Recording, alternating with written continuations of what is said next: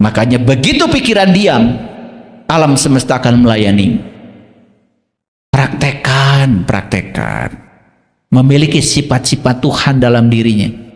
Saya jamin, hidupnya penuh dengan keberlimpahan. Hidupnya sangat menakjubkan. Bahkan nyaris tanpa upaya yang keras.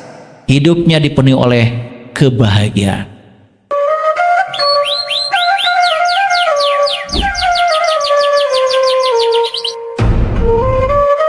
Makanya saya terpikir, saya ingin bikin pelatihan pranikah.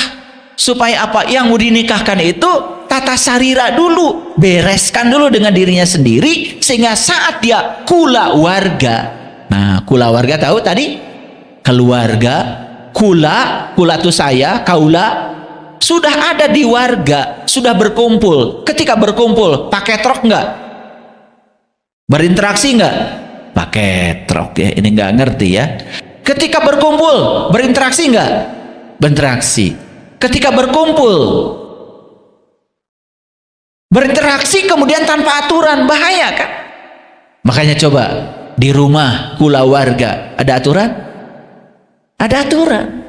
Ada komitmen yang harus dibangun. Makanya kula warga itu latihan menerima dan menghargai bahwa saya kula dengan yang lain, dengan kula-kula yang lain, itu berbeda. Sadar nggak Bapak Ibu?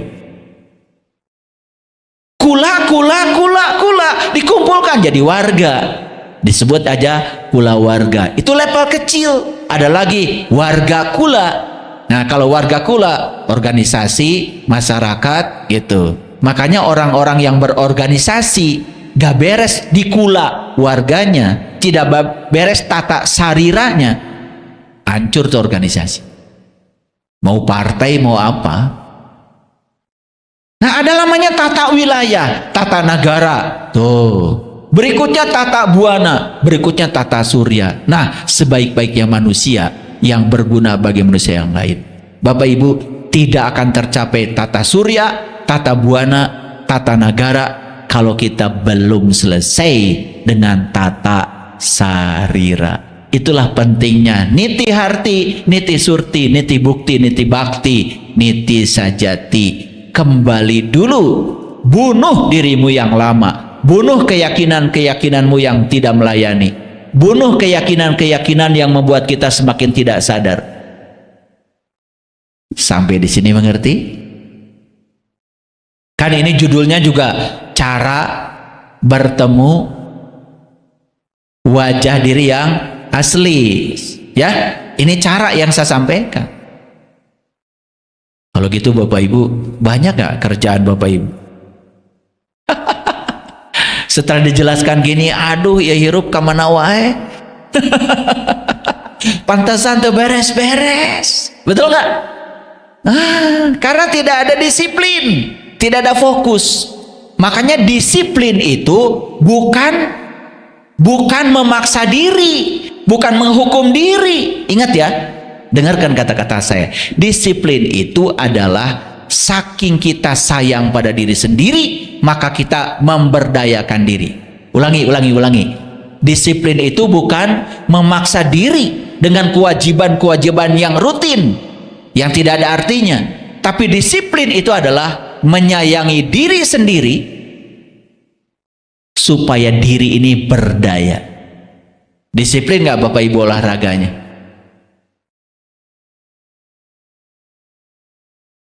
Tuh. Nah, olahraga aja nggak disiplin. Makanya saya kalau jam 5 pagi habis sholat subuh nggak bisa diganggu. Saya lari 7 kilo. Nggak bisa. Itu waktu saya. Saya disiplin karena sayang pada diri sendiri. Makan disiplin nggak? Tuh kadang-kadang kumaha tuh. Tanya karena diri, betul nggak? Iya. Meditasi disiplin nggak? Ibadahnya disiplin nggak?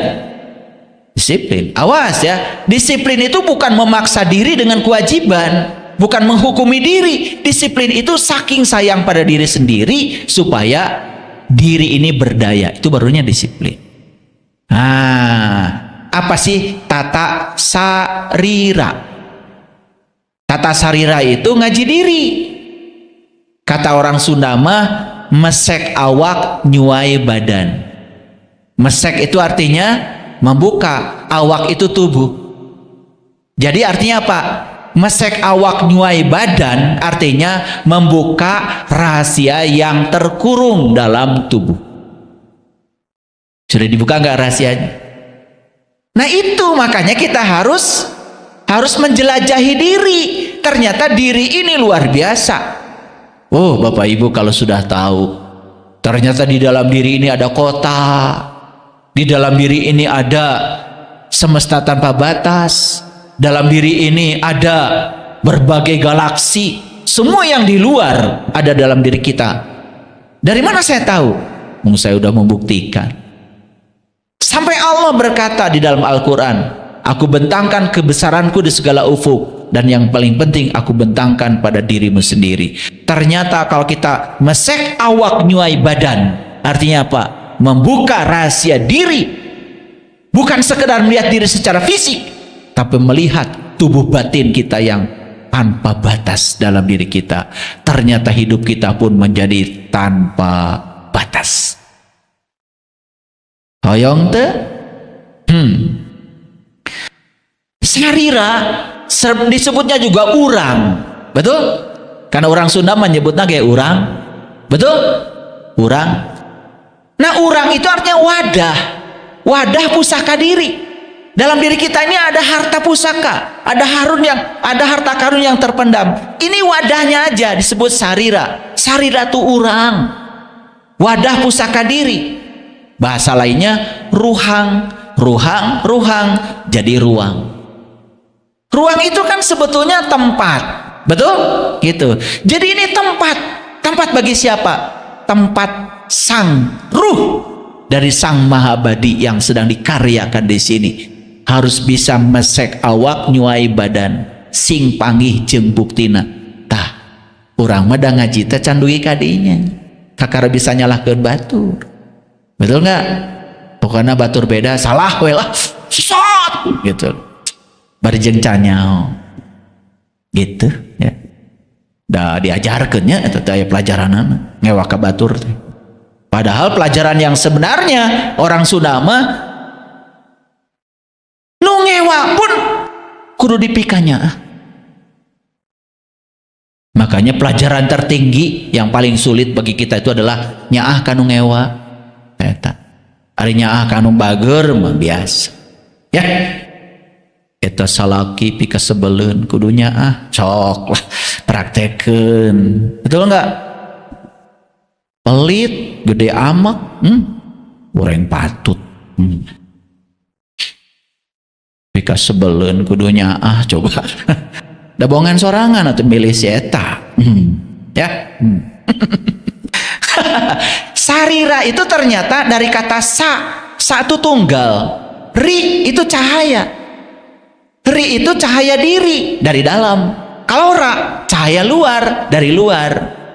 Makanya cahaya ada dari dalam, cahaya dari luar. Makanya sarira itu artinya ya memanunggalkan cahaya dari dalam dengan cahaya dari luar. Itu yang disebut dengan hidup selaras.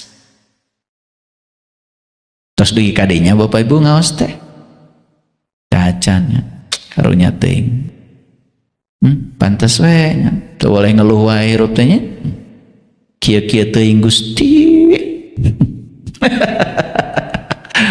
Eta umur geus beak geus asar. Masih nyari bahagia teh di mana? Tuh karunya teuing.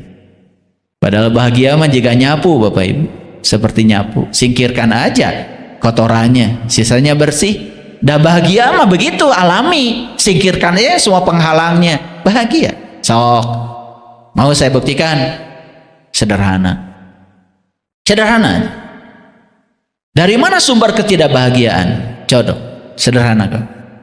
Kita ingin orang lain seperti yang kita mau. Coba aja. Kita ingin orang lain seperti yang kita mau. Coba. Begitu orang lain nurut sama kita seperti yang kita mau, kita akan melekat pada orang itu. Tidak bahagia. Begitu orang lain, apalagi seperti yang tidak kita mau. Betul? Pasti menendang? Oke. Makanya sepanjang kita menendang, mencengkram, tidak akan bahagia. Bahagia sederhana. Terima semua orang apa adanya. Itu aja. Coba aja. Gampang. Dan ngaji dengan saya mah gampang. Asal dipraktekkan. Betul nggak? Dan kita mah jarang praktek ya. Ngaji teh hayo we ngapalkeun. Ya. Hari nulis rajin, hari praktek henteu. Ya, tiap ngaos teh sibuk we nulis, betul nggak? Gitu. Karunya teuing ya. Jadi sarira itu tempat pertemuan cahaya dalam dengan cahaya luar. Satu tunggal menyatu. Nah, apa cahaya luar? Lihat saya Bapak Ibu. Bukankah semua makhluk hidup itu mengambil kehidupan dari sini? Lewat napas. Betul nggak? Ada nggak yang di dalam? Ada. Yang di dalam itu harus terhubung dengan yang di luar. Kalau yang di dalam terhubung dengan yang di luar, perhatikan saya. Itu yang disebut dengan manunggal. Oh ternyata yang di dalam dengan yang di luar sama. Ternyata yang meliputi saya dengan yang meliputi semua orang itu adalah yang sama. Cuma meliputi segala bentuk. Coba, mungkin nggak kita nyakitin orang? Enggak. Ternyata Allah yang meliputi semesta raya ini, Dia adalah meliputi saya dan meliputi semua makhluk di semesta ini. Gitu. Makanya Allah teh nyalira, tapi sanes salira. Nyalirana Allah mah nyaliara. Tuh, nyaliara itu meliputi semua makhluk. Allah temong hiji, tapi sanes hiji sahiji. Tapi hiji na ngahiji. Jadi orang teh kabengket ku tali. Talinya namanya Allah. Coba lamun orang kabengket kasadayana. Da moal yang ngewak ka batur. Da ngewak ka batur teh pedah orang ngerasa terpisah, orang jeung batur. Betul nggak? Tuh. Jadi aja pusing. Betul nggak? Berapa keliling pusing Bapak Ibu? 7. Dah pusing mah asal nanti dia 1, 2, 3, 4, 5, 6, 7. Tuh. Data ayah pusing 8 keliling 7 we. Betul nggak? Da marane teh pusing teh tinu 7. Betul nggak? Panon ningali batur tasna alus pusing.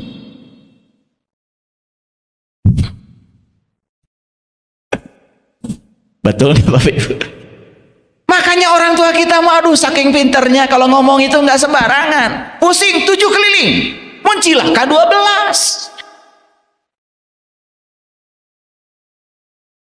Dateng ngalarti wae maraneh mah. Hari ngaji nyalakeun batur wae. Cilaka mah 12. Makanya angka 12 di Quran paling banyak. Nabi Musa memukul batu terpancar 12 mata air. Nabi Muhammad pun lahir tanggal 12 Rabiul Awal. 12 tuh bahasa simbol 1 dan 2. 12 kan hiji jeung 2. Hiji teh saha?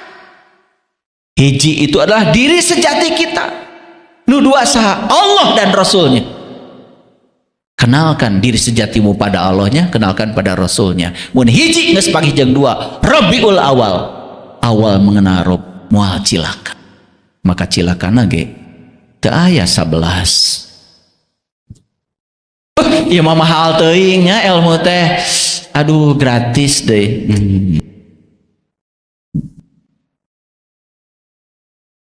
Dah kalian mah mohon maaf ya. Leluhur kita kalau bicara tuh diperhatikan. Kalau sadar kecil kritis kalau sadar kecil. Nah, hari lieur, hari pusing 7 keliling. Nah sarua jeung 7 kali tawaf di Mekah, sarua dengan 7 batu melempar jumroh, sarua jeung 7 bolak-balik Safa dan Marwah. Karena semua yang membuat kita pusing itu iya nu 7. Sagala anu kadangu pikiran ku maneh. Sagala anu kadeuleu pikiran ku maneh. Sagala anu kaambe pikiran ku maneh. Nu diomongkeun ku batur pikiran ku maneh. Sok rek teu pusing kumaha. Paham? Ngaraos teh ka mana wae sih. Makanya kita tuh ngaji jadi kemana-mana aja. Yang dekat di sini tidak pernah diurus. Padahal sederhana. Kenapa saya pusing? Dari sini. Tadi dijaga, tadi diriksa. Gitu. Mau ya dijaga diriksa masuk beres. Makanya begitu pikiran diam, alam semesta akan melayani. Praktekkan, praktekkan.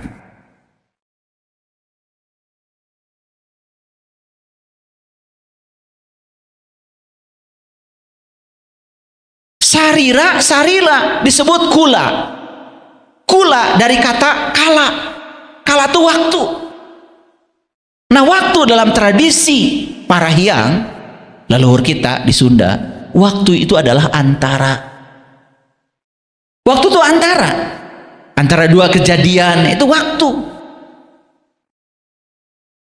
Kala dari dua kata, dari ka artinya alam, ya, alam jadi, atau disebut juga kejadian. La itu energi ternyata.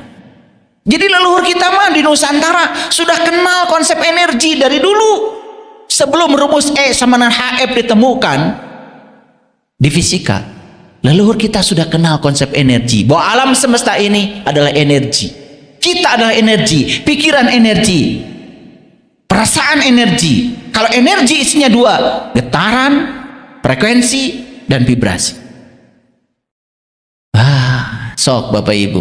Bapak Ibu mau ngomong apa di sini? Kalau ngomongnya tidak pakai perasaan, tidak akan jadi apa-apa.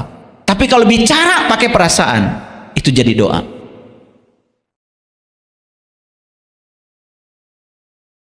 Saya baca tuduh ajaran Buhun.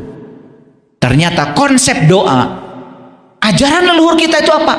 Menggetarkan pikiran dan perasaan. Kita menjadi sumber magnet yang bisa menarik semua di semesta yang sama frekuensi dengan kita. Jadi orang tua kita di Nusantara sudah kenal hukum tarik-menarik sebelum hukum tarik-menarik ditemukan oleh banyak orang. Namanya law of attraction. Kalau orang geus apaleun. Makanya hati-hati kalau bicara, hati-hati kalau berpikir, hati-hati kalau merasa. Udah diajarkan. Kenapa? Karena apa? Semua yang dibicarakan itu akan jadi kenyataan. Kalau diberi rasa, apalagi kalau sudah jadi keyakinan. Jadi ternyata yang namanya sarira itu tempat terjadinya energi yang dahsyat di dalam diri. Jadi sarira kita ini, diri kita ini, di sini ada energi yang tanpa batas. Semua yang membatasi energi ini adalah pikiran kita. Lihat saya semuanya. Bapak Ibu berpikir, hidup saya adalah gaji saya. Sudah, hidupmu hanya gaji. Tidak akan berlaku wa may yattaqillaha yaj'al lahu makhraja wa yarzuqhu min haitsu la yahtasib. Tidak, karena kita menyangka seolah-olah hidup kita adalah gaji kita. Gaji kita sudah jadi Tuhan, sudah jadi berhala. Kenapa? Karena kerjanya cari uang. Coba kerja itu, saya datang ke dunia ingin menjadi kepanjangan tangan Allah, menyampaikan cinta kasih Allah lewat peran saya. Uang bukan tujuan. Uang nanti yang akan datang mengunjungi kita setelah kita memerankan diri sebagai kepanjangan tangan Allah. Sekarang tanya semua orang, yang dagang pasti cari uang, yang jadi pejabat cari uang. Saya tanya mahasiswa semuanya, kenapa Anda kuliah? Semua jawabannya, karena ingin uang. Uang sudah nomor satu. Tidak ada yang menjawab, saya jadi mahasiswa karena saya percaya ini jalan hidup saya. Allah sedang ngasih peran buat saya. Dan saya ingin menjadi kepanjangan tangan Allah lewat peran saya untuk menyampaikan cinta kasih Allah. Coba Bapak Ibu, kalau mau dagang, catering, jangan cari uang. Pikirkan, Allah ngasih bakat masak sama saya. Dan saya senang masak di dapur. Mulai sekarang saya ingin melayani orang-orang yang mungkin oleh Allah tidak dikasih bakat masak. Dagang dah. Tapi niatnya itu. bukan uang. Dapat nggak uang? Saksikan saya, saksikan omongan saya. Begitu niatnya dirubah, bahkan uang mengejar kamu, bukan kamu mengejar-ngejar uang. Kalau ingin lebih detail lagi, ikut pelatihan di saya. Namanya pelatihan dirindukan uang. Mau dirindukan uang? Ya, investasi. Investasi. Sesekali coba ya, berikan uang kita dari sini ke atas. Tong tidak kehanap. Wah. Betul nggak? Iya. Pelatihan. Bayar segitu. Mahal. Orang yang berpikir mahal ada sangsara salilan. Coba berpikir kebeli, saya bisa. Kalau ada sepatu baru di toko, saya pasti pakai sepatu itu. Jangan berpikir mahal. Saya datang lagi besok, pasti ada duitnya. Pasti ada jalan dari semesta. Yang berpikir mahal, apalagi sepatu mahal banget, perampokan. Mal bisa pakai sepatu eta, setam. Jadi kula, lihat saya, kula, sarira, tempat kejadian energi. Nah, di Sunda disebut kuring. Kuring. Jadi kurung. Kurung itu kan kandang. Betul? Makanya bahasa yang lebih dahsyat lagi disebut aing.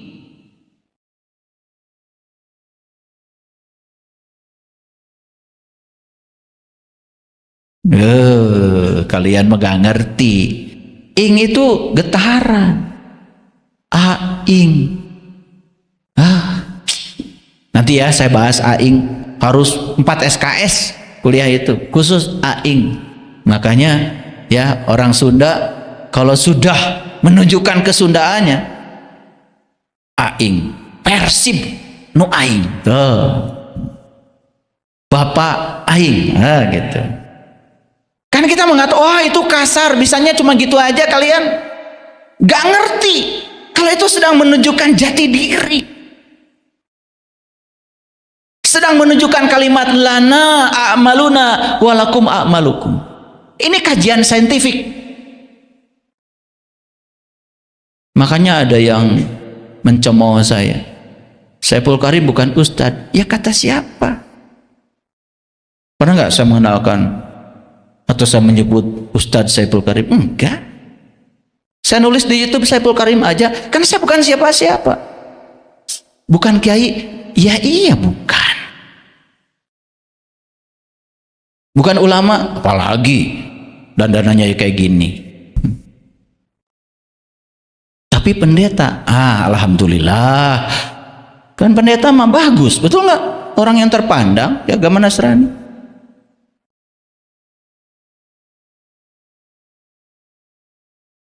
Ya, makanya jangan tertipu oleh luarnya. Kita harus lihat dalamnya. Ya, oke, lihat. Tata sarira itu mengenal diri supaya bisa pulang mulih kajati mula kaasa. Mulih kajati, siapa yang mulih kajati? Sejatinya diri, mulihnya kajati asal dari Allah kembali kepada Allah. Tubuh kita berasal dari tanah, kembali ke tanah untuk melakukan proses siklus selanjutnya. Setelah di tanah tubuh kita dikubur, ntar juga jadi singkong, ntar jadi ubi, ntar jadi kangkung, betul? Jadi rumput, dimakan sapi. Kenapa? Atom-atom yang diurai di tubuh kita tidak akan pernah hancur. Disebutnya juga unsur. Nah, cerita atom dulu supaya ngerti tadi. Nanti jadi singkong dimakan lagi kan sama ibu bapak. Ibu bapak pelukan, kan jadi lagi tubuh baru. Begitu aja terus. Itu namanya siklus tubuh. Terserah nyebutnya mau apa. Saya sebut siklus aja, banyak yang alergi.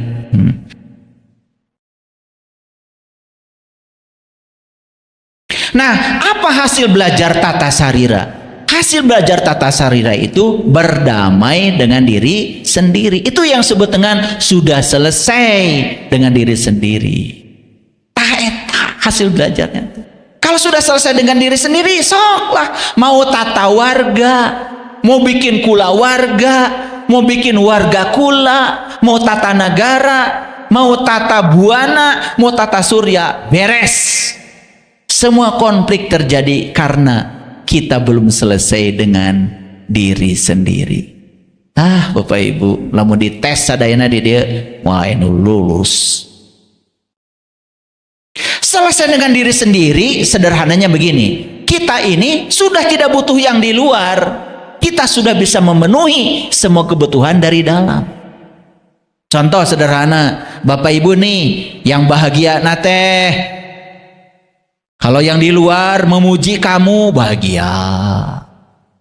Yang di luar mencela kamu langsung jatuh. Itu belum selesai. Belum selesai. Saya tahulah yang di ruangan ini. Semua can beres. Makanya di Sunda itu ada salam. Namanya Sampurasun.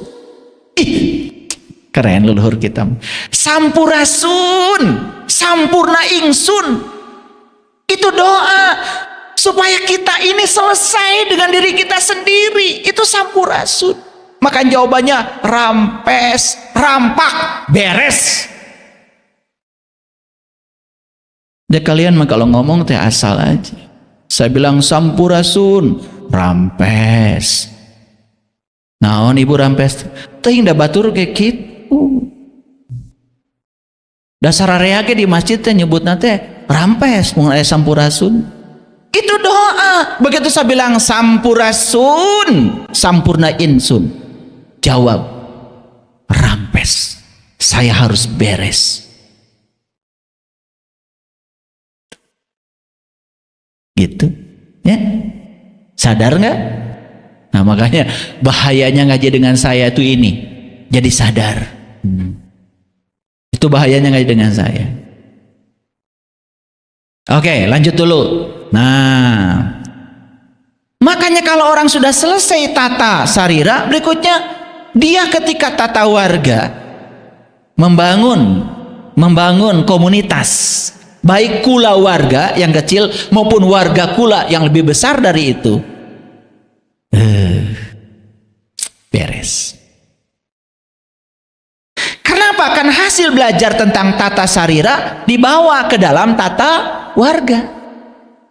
Kalian ketika mohon maaf ya berumah tangga, bikin kula warga, si kula bergabung jadi warga, semua membawa egonya sendiri-sendiri, semua belum beres. Bayangkan ya, tuh kan konflik.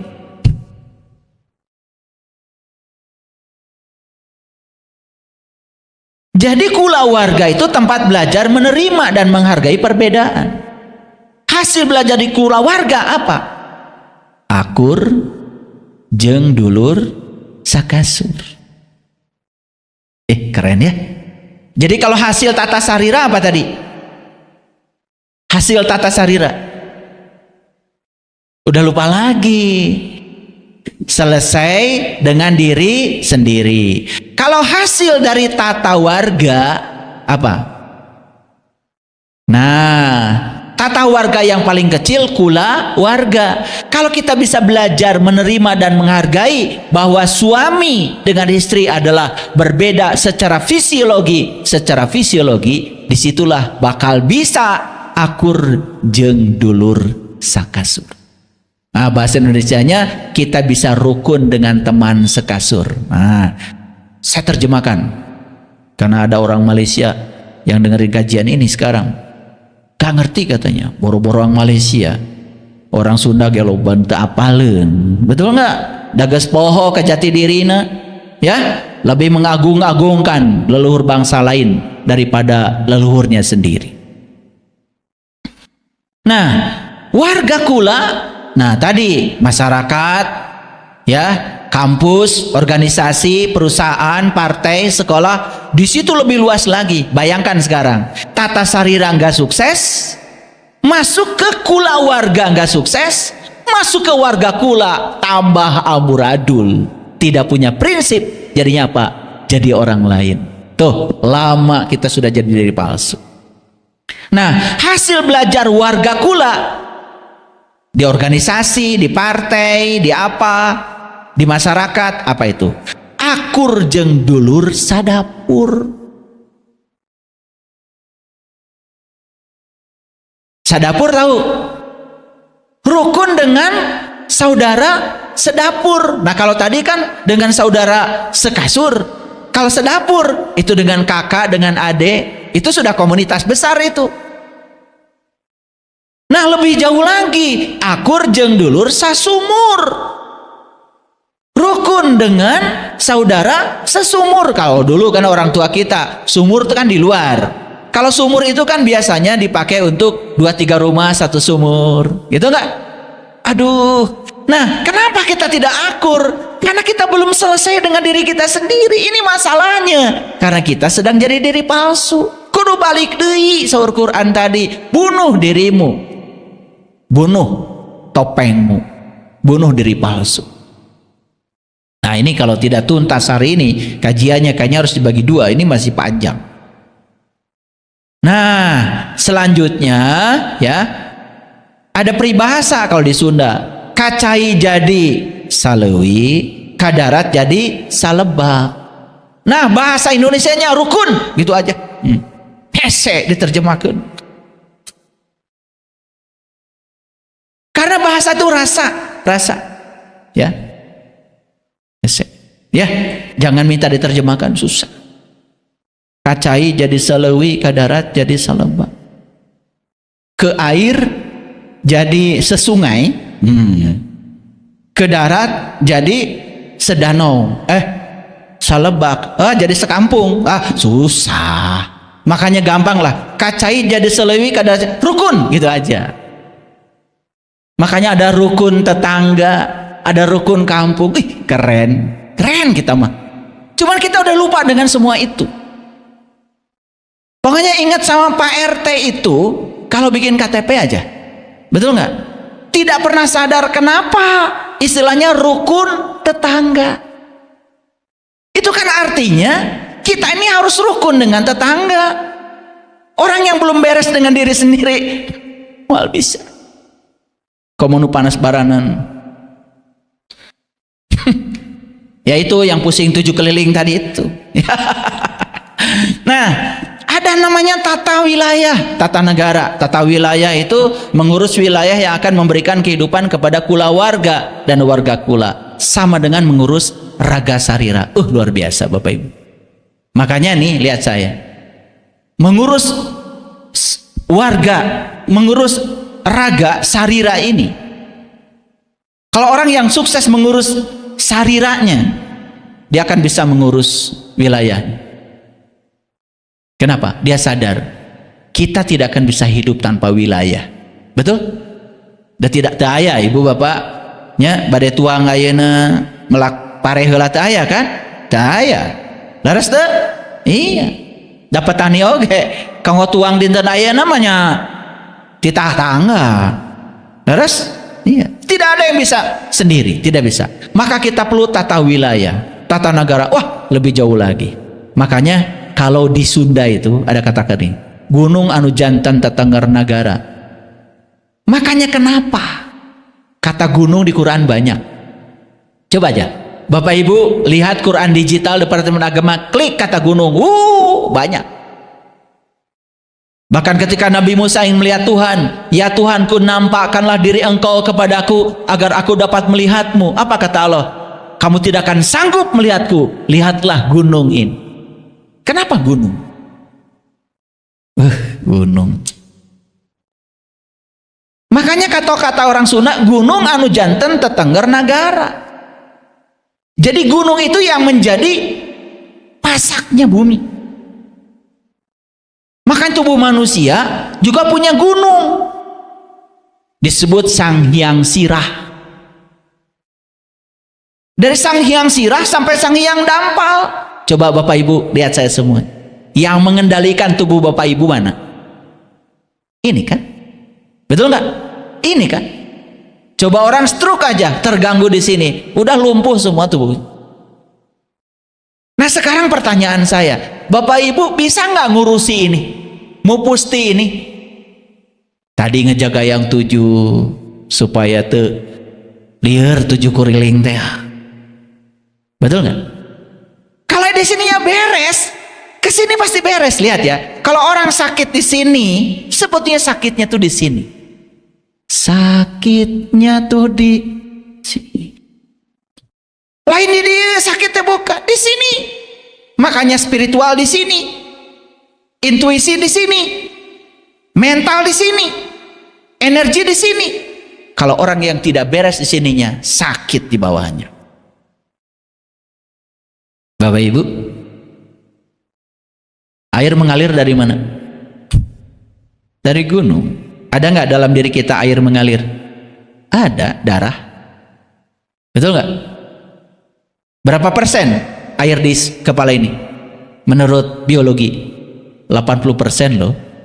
Makanya kalau gunung coba dihancurkan, babat hutannya, tidak bisa menyimpan air lagi. Banjir bandang. Sama apa yang terjadi di semesta terjadi di dalam diri kita. Perhatikan saya semuanya. Gunung dihancurkan, hancur alam semesta ini.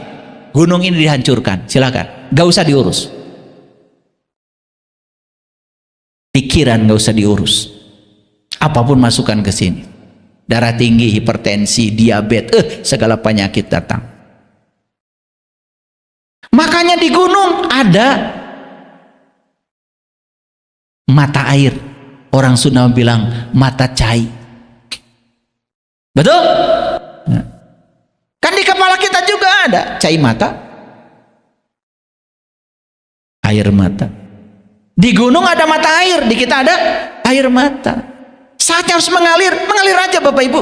Kalau itu bisa menyembuhkan, gak apa-apa. Banyak yang konsultasi sama saya, belum ngomong dengan saya, baru ketemu udah mengalir. Udah, ngalir aja dulu. Kalau itu bisa mengurangi beban, gak apa-apa, daripada ditahan-tahan. Ya, karena apa? Secara psikologis, ketika air mata mengalir, bisa jadi meringankan beban yang ada di dalam. Keren banget. Makanya gunung juga harus mengalirkan air. Di gunung ada cai nyusu. Orang Sunda bilang cai nyusu ya. Di raga ada air susu. Jadi makanya semua yang ada di alam makro itu sebenarnya ada di alam mikro kita. Cuman kita nggak sadar. Karena kita sudah tidak kenal lagi wajah asli kita sendiri. Makanya lihat Bapak Ibu ya, semua yang kejadian di semesta yang rusak sekarang ini sebetulnya rusaknya berasal dari sini. Ya, semua di sini. Di gunung ada selokan nggak Bapak Ibu?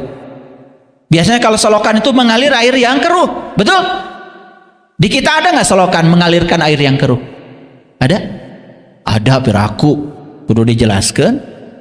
Betul? Iya. Yang keruh-keruh kan dari situ.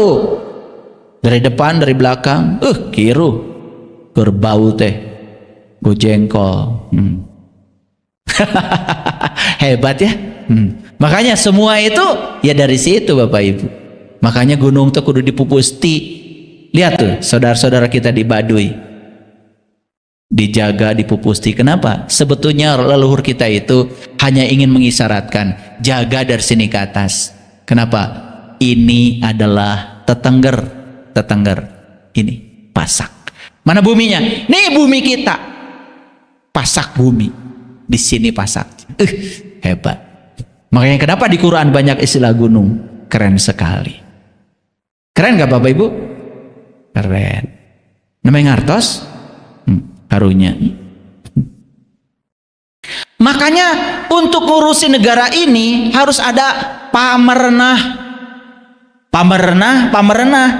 Nah, jadi pamarentah. Jadi sebenarnya istilahnya awalnya pamerentah. Tahu merenah? Merenah itu menata. Nah, ya, pamerentah jadi pamarentah. Makanya dalam ajaran leluhur kami di sini di Parahiang ada namanya Rama, Resi, Ratu, disebut Tritangtu. Nah, bahasa PMP-nya dulu, bahasa PPKI-nya legislatif, yudikatif, eksekutif kan gitu. Ya, pernah belajar dulu kan PPKN? Berapa nilainya? Niron. Makanya dulu kan kalau PMP itu pendidikan moral Pancasila 5 naik kelas dulu, betul nggak? Masih ingat ya? Ya itu yang zaman dulu nih, generasi apa namanya itu? Kolonial. Makanya ada pepatah dari leluhur kita, ulah jadi pamimpin lamun acan jadi manusia. Sabab dina mimpina bakal ngerusak negara, ngabalangsakeun rahayat. Bapak Ibu, maaf saya bukan menyepelekannya. Dulu kalau yang mau jadi pemimpin harus di kalangan ningrat. Dulu harus di kalangan keluarga terpandang. Nah ini harus dibahas nih. Kenapa dari terpandang itu lebih bagus? Karena kan dia dibesarkan dalam atikan, didikan, betul ya? Dari keluarga yang berkesadaran. Nah sekarang yang jadi pemimpin asal terkenal, tukang TikTok oke, bisa. Walaupun tidak punya kompetensi. Karena yang dipilih sekarang siapa yang terkenal? Yang penting menang. Karena ada muatan di sini. Padahal kata leluhur kita, ulah jadi pamimpin lamun acan jadi manusia. Jadi untuk jadi pemimpin teh kudu jadi manusia heula. Tahu manusia? Nanti baca buku saya di depan itu, Menjadi Manusia.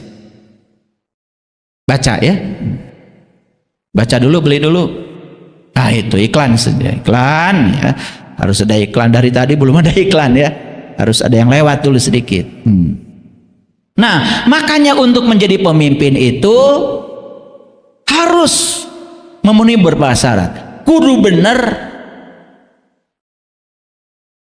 bener-bener bener. Soklah terjemahkan. Ya, harus benar-benar berisi, gitu maksudnya. Benar-benar bener. Awas, makanya diajar bahasa Sunda. Baru dak aya mah teu barisa nyebut bener ge. Betul nggak? Kudu benar-benar bener. Bener itu apa? Harus benar-benar berisi. Nah, bahasa leluhur kita legok tapak, genteng kade. Berpengalaman. Nah, karena sudah berpengalaman maka dia sudah selesai dengan dirinya sendiri. Makanya ada namanya hasta brata, 8 laku seorang pemimpin. Pertama, seorang pemimpin itu harus seperti matahari. Tahu matahari Bapak Ibu? Lihat saya semuanya. Matahari itu bersinarnya searah. Dan matahari itu tidak pernah minta tagihan ke bumi, nggak pernah. Tidak transaksional pemimpin itu. Matahari itu membangkitkan kesadaran. Coba, begitu matahari terbit, harudang tah jelema. Betul? Begitu matahari terbit, bangkit kita dari tidur kita. Jadi pemimpin itu harus punya kemampuan membangkitkan kesadaran rahayatnya.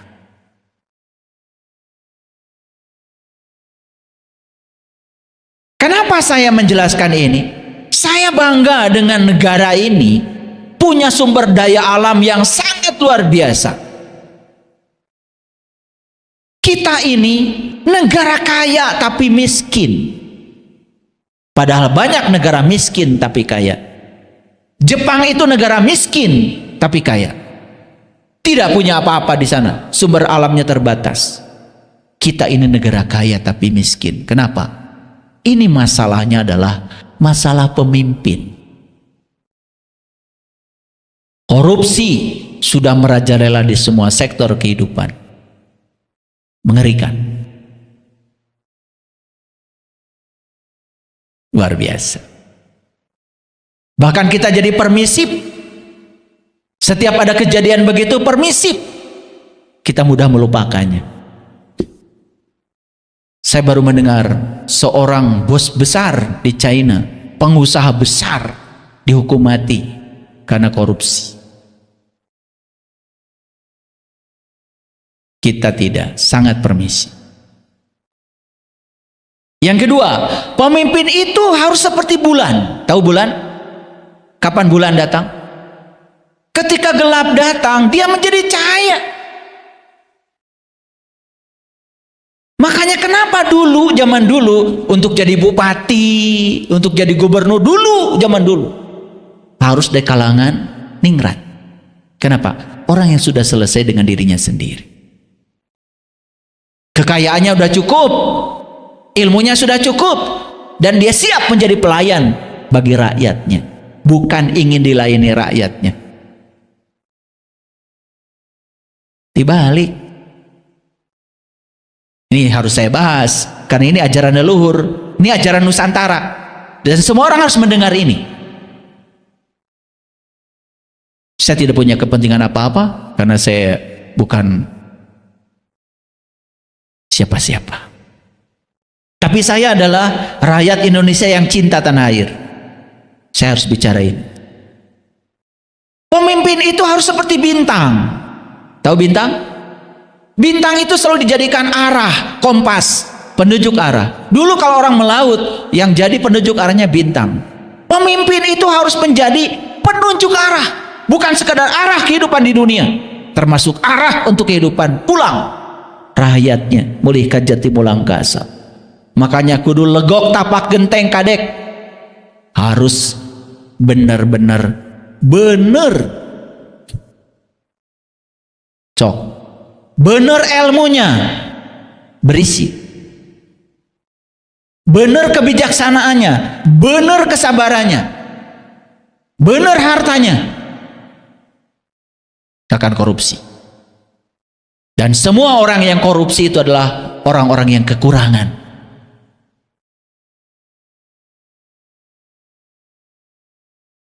Dan semua yang korupsi itu adalah orang-orang yang serakah. Sudah banyak pun, sudah gaji tinggi pun, masih merasa kekurangan. Makanya semua koruptor itu orang miskin. Kurang wae setam. Sloba oge. Karena apa? Ada racun dalam dirinya, namanya keserakahan. Serakah itu tidak merasa cukup. Makanya dunia ini penduduknya 8 miliar sekarang. Akan selalu cukup dunia ini buat semua orang yang bersyukur. Dan dunia ini tidak akan cukup hanya untuk satu orang yang serakah.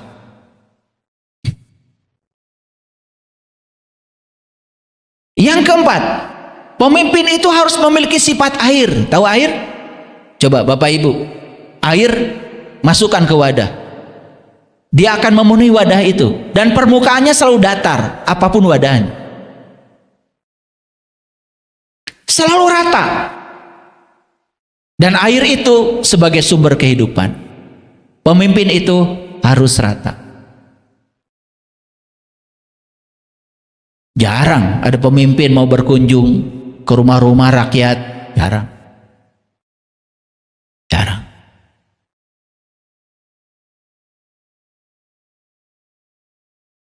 Ya, 1-2 sudah mulai ada.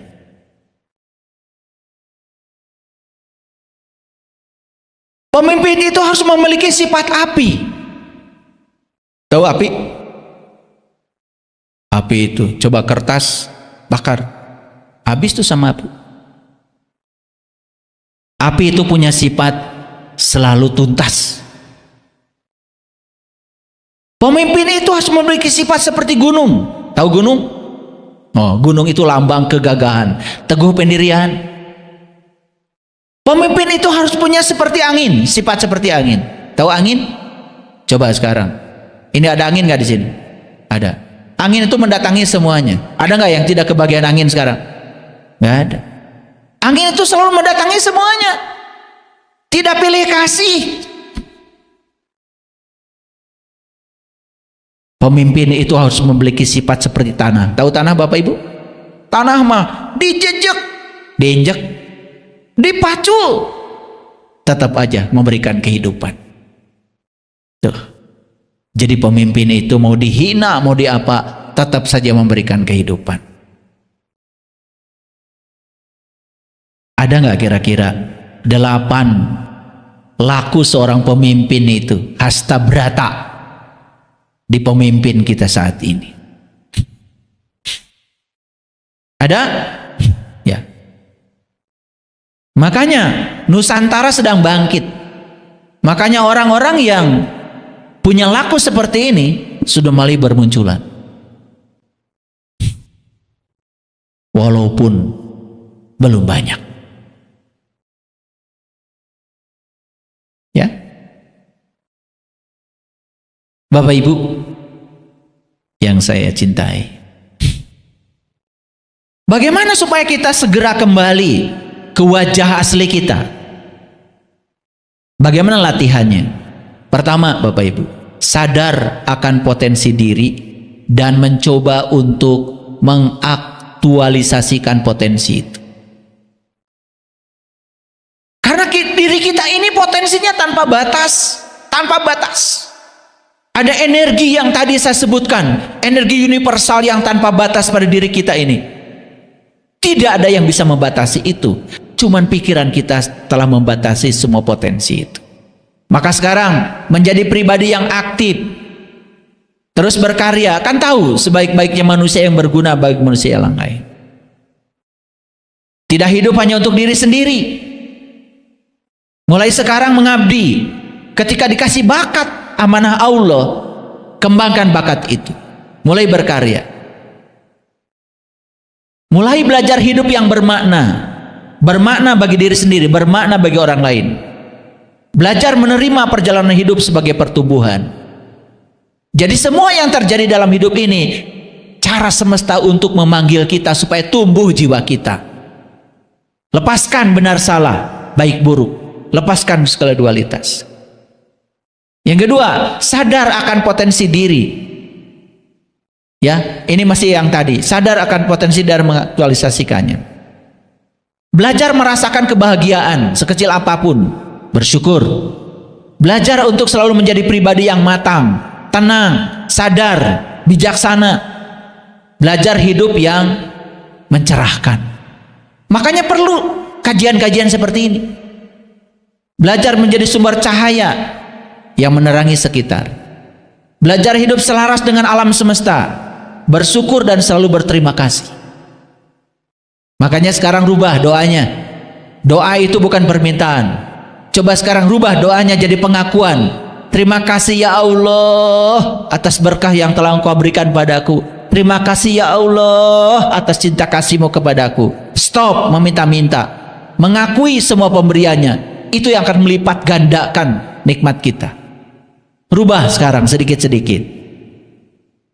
Mulai sekarang coba belajar menguasai emosi. Tentu saja ini hanya kerangkanya Bapak Ibu. Bapak Ibu harus belajar.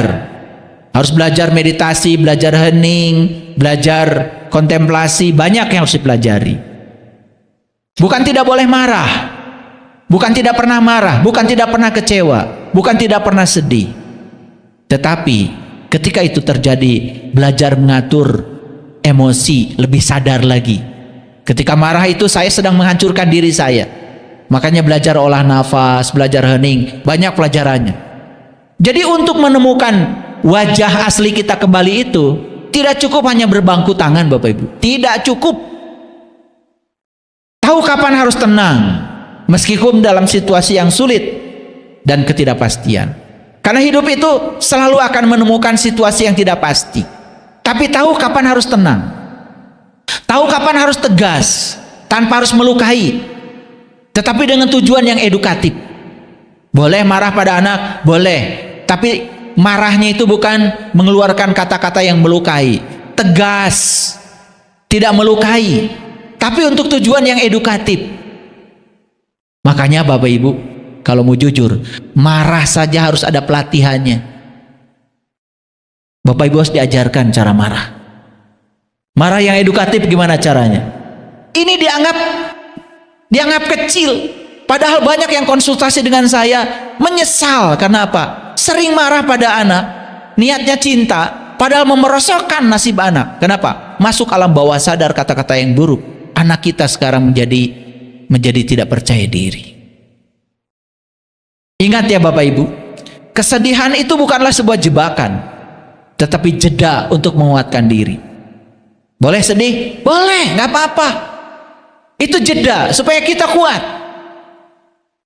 Terus menambah pengetahuan sebagai bekal hidup. Makanya saya mengapresiasi kehadiran Bapak Ibu. Saya semangat dari rumah tadi. Hari ini saya akan mengajar. Semoga yang saya sampaikan ini membawa kesadaran baru. Karena ini bukan ceramah agama Bapak Ibu. Ini adalah berbagi pengalaman kesadaran. Beda ya. Saya tidak memberikan ceramah agama. Kalau Arab saya kurang fasih, ya memang saya bukan orang Arab. Saya orang Garut. Gitu. Jadi kalau ceramah saya Arabnya kurang fasih, apalagi saya bicara Arabnya kurang fasih, saya akui saya ini orang Garut. Saya di Arab. Gitu. Makanya saya mohon maaf kalau saya kurang fasih.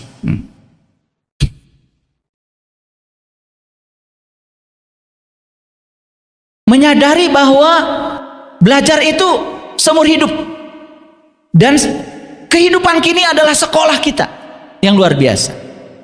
Coba mulai sekarang Bapak Ibu sekali-kali atuh pergi ke toko buku, cari buku-buku yang bermutu, yang mengembangkan diri, rajin membaca, tonton tayangan edukatif. Ya, tahu tayangan edukatif? Ada TikTok, ada Instagram, Facebook. Coba tonton yang edukatif, yang bisa memberikan pencerahan gitulah ya. Jangan jadi brain rot, jangan memberikan kedangkalan. Coba mulai berdiskusi dengan orang-orang yang dianggap bijaksana, yang luas wawasannya. Tambah wawasan, upgrade diri kita. Wah, setelah kajian ini ternyata banyak sekali yang harus dilakukan. Stop merasa paling pintar, paling benar, lo merendahkan orang lain. Karena orang yang merasa dirinya paling pintar, dia akan berhenti belajar dan dia akan jatuh jadi orang bodoh. Makin bijak, makin rendah hati, belajar bertanggung jawab pada setiap keputusan. Ingat Bapak Ibu, setiap keputusan, setiap pilihan ada risiko di belakangnya. Belajar bertanggung jawab pada setiap pilihan. Tongsok nempuhkeun ka batur, nggak akan jadi diri sendiri. Semangat mengembangkan diri, ya. Tahu mengembangkan diri, bukan 50 kilo jadi 90 kilo, ya. Mengembangkan diri, menyadari bahwa hidup bukan hanya untuk bertahan. Ingat ya, hidup itu untuk berkembang. Lihat saya semuanya, banyak orang yang hidupnya hanya untuk bertahan, bertahan hidup aja gitu, tapi tidak berkembang. Hidup itu bukan hanya untuk bertahan Bapak Ibu, untuk berkembang. Kan tadi ada yang datang ke sini ingin hidup bahagia, ingin nyaman, ya toh? Ya. Semangat belajar, menggali potensi baru, meningkatkan skill dan kemampuan diri. Lihat saya semuanya, skill itu ada yang bersifat pikiran, namanya keterampilan berpikir, mulai dari mengingat, memahami, menerapkan, menganalisis, mengevaluasi, mensintesa. Itu skill. Itu skill namanya soft skill. Itu keterampilan berpikir. Yang kedua skill nih, keterampilan vokasi. Ya, keren. Menjelajahi hal baru yang sebelumnya belum pernah terbayangkan. Jangan gitu-gitu aja belajar. Semua pelajaran lama yang tidak menolong, yang membuat kita hidup susah, pasea wae, gering, tinggalkan. Memasuki kehidupan baru. Wah, di semesta ini banyak sekali ya yang menakjubkan. Membangkitkan bakat terpendam dan potensi diri. Bapak Ibu itu datang ke dunia ini, saya kasih tahu ya, semua yang ada di dunia ini jenius di bidangnya masing-masing. Cuman kenapa kelihatan idiot? Salah tempat. Disiapkan oleh Allah bakatnya catering, diajar matematika. Disiapkan oleh Allah bakatnya itu menata ruangan interior, diajar fisika. Ya sama dengan ikan. Ikan tuh jenius di laut, di cai, di air. Tapi kalau dia disuruh memanjat pohon jadi bodoh. Lalu, nah semua orang kelihatan bodoh salah tempat. Itu aja saya kasih tahu. Makanya harus dikompas diri tuh, harus di profiling. Aduh, terlambat ya kalau teing. Sudah setua ini tidak menemukan sebetulnya saya ini oleh Allah dikasih bakat apa, jenius saya di bidang apa. Sampai setua ini belum menemukan, aduh karunya.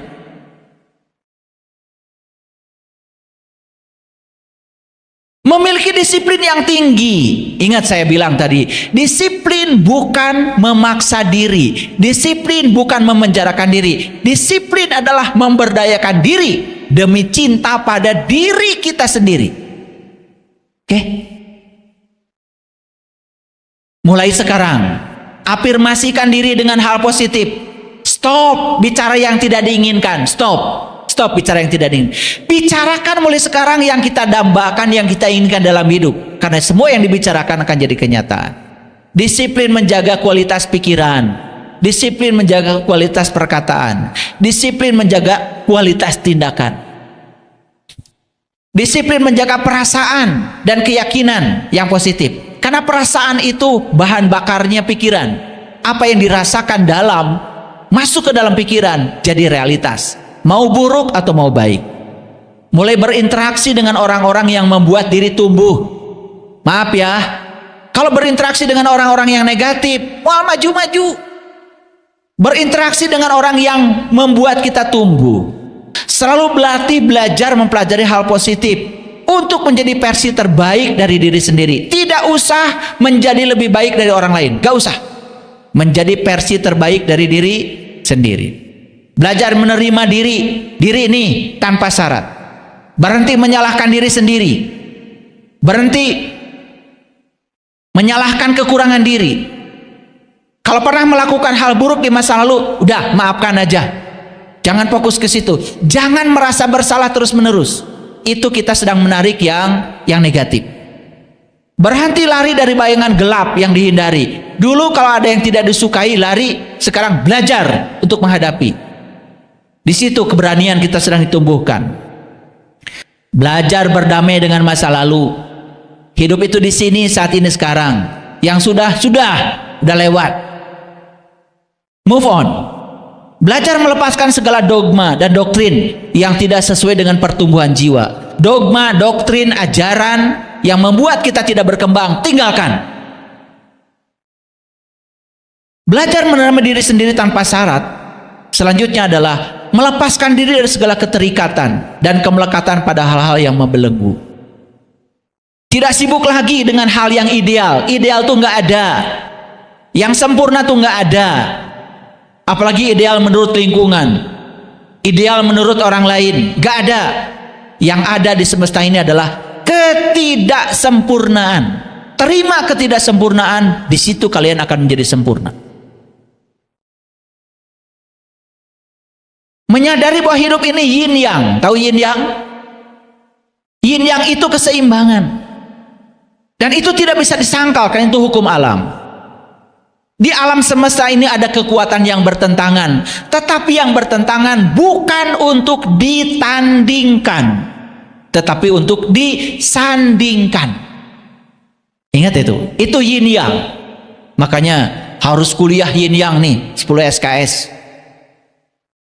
Belajar menyayangi diri sendiri yang utuh, sadar bahwa berempati dan menyayangi orang lain sebetulnya adalah untuk kepentingan diri. Ingat, memiliki empati terhadap masalah dan penderitaan orang lain. Belajar menerima dan menyayangi apa yang ada dalam diri, termasuk sisi gelap dan kelemahan diri. Menyadari bahwa tidak ada yang menjadi lemah. Menyadari bahwa tidak apa menjadi lemah, tidak apa tidak sempurna, tidak apa diri kita rapuh, tapi disadari supaya kita bangkit. Yang terakhir, belajar menghargai diri sendiri. Belajar meningkatkan rasa percaya diri.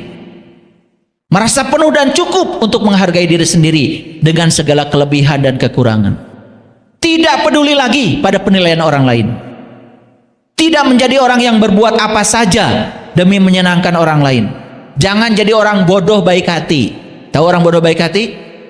Ya, demi untuk orang lain, menyenangkan orang lain sampai menyakiti diri sendiri, itu namanya orang bodoh baik hati. Belajar menghargai diri sendiri walaupun mungkin dunia tidak berpihak kepada kita. Ini langkah-langkah yang saya sampaikan ini adalah langkah-langkah agar kita menemukan kembali wajah asli kita. Saya jamin siapapun yang sudah kembali ke wajah aslinya, sudah melakukan pertobatan, kembali kepada Allah, berketuhanan,